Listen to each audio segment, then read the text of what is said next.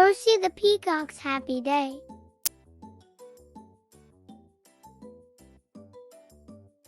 Once upon a time, in a colorful garden, there lived a peacock named Percy. Percy had beautiful feathers.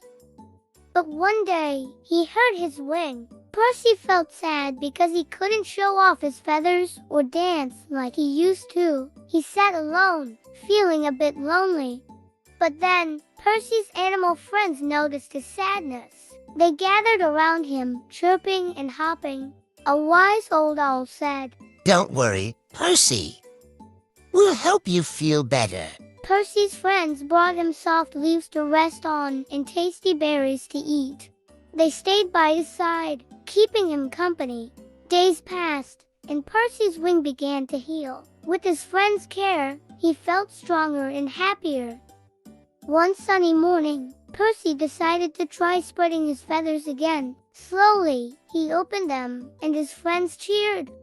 Percy realized that even when he felt sad, his friends could make him happy. With a joyful heart, he danced and showed off his colorful feathers.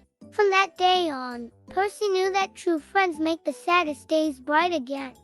And in the colorful garden, Percy's happy dance became a celebration of friendship.